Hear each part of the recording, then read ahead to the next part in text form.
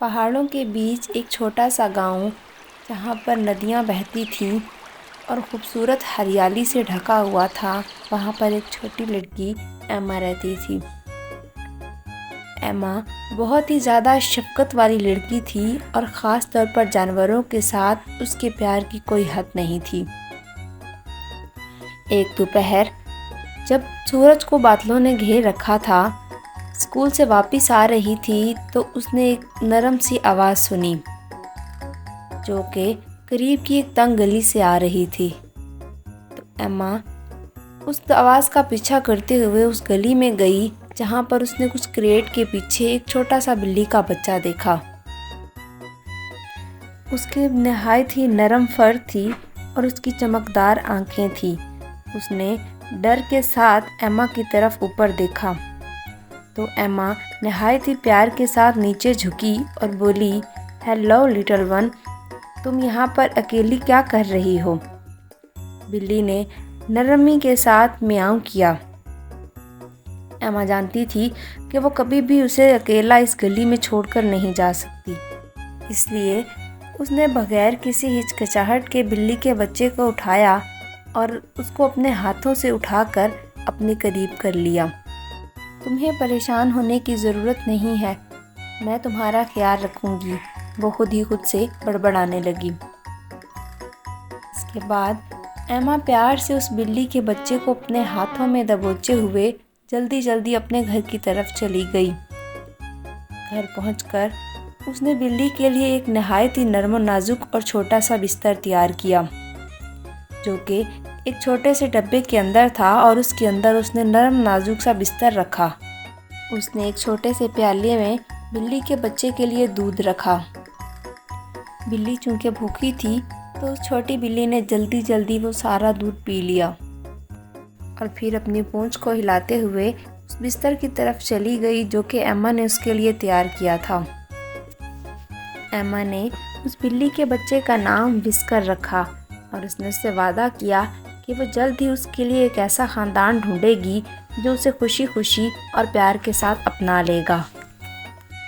एमा ने पूरे गांव में छोटे छोटे इश्तिहारात लगवाए ताकि कोई उस खोई हुई बिल्ली को पहचान ले।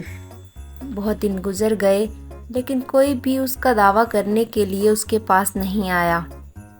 इस तरह से कई हफ्ते गुजरे और अब एमा और विस्कर दोनों बहुत ही अच्छे दोस्त बन चुके थे। दोनों मिलकर बाग में खेलते थे और बाग में पौधों को पानी भी देते थे। एक दिन जब एमा सुबह सुबह अपने पौधों को पानी दे रही थी तो उसने देखा कि एक ख़ानदान जो कि वहाँ गली में घूम रहा था और आसपास इस तरह से देख रहा था जैसे वो किसी चीज़ को तलाश कर रहे हों। वो परेशान थे और वो ज़ोर ज़ोर से बोल रहे थे, फ्लफ़ी फ्लफ़ी फ्लफ़ी तुम कहाँ हो? जब एमा ने करीब से उन्हें देखा तो उसने पहचान लिया था कि वो उसके पड़ोसी थे। एमा उनके पास गई और उनसे पूछा कि वो किस चीज़ के बारे में परेशान है और किसको ढूंढ रहे हैं। तो उन्होंने एमा को बताया कि दरअसल उनकी बिल्ली खो गई है जो उन्हें काफ़ी वक्त से मिल नहीं रही है और अब उसे तलाश कर रहे हैं। ये बात सुनते ही एमा की आंखों में एक चमक उभरी। उसने विस्कर को बुलाया तो उन लोगों ने देखते ही उसे पहचान लिया। उसने नहायत ही नरमी के साथ विस्कर को उनके हाथों में दिया और मुस्कुराते हुए बोली कि मुझे लगता है मैंने आपके फ्लफ़ी को ढूंढ लिया है। उन सब के चेहरे खुशी की वजह से रोशन हो चुके थे। उन्होंने एमा का शुक्रिया अदा किया और फिर तशक्कुर भरे अंदाज में बोले कि हम इसे हर जगह तलाश कर रहे थे। जब एमा विस्कर को अलविदा कहने लगी तो उसे थोड़ा सा दुख महसूस हो रहा था, लेकिन वो ये जानती थी कि ये करना बिल्कुल सही था।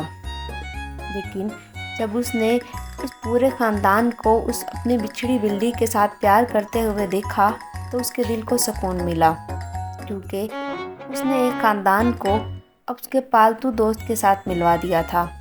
इसके बाद भी एमा ज़रूरत पड़ने पर तमाम जानवरों की मदद करती थी।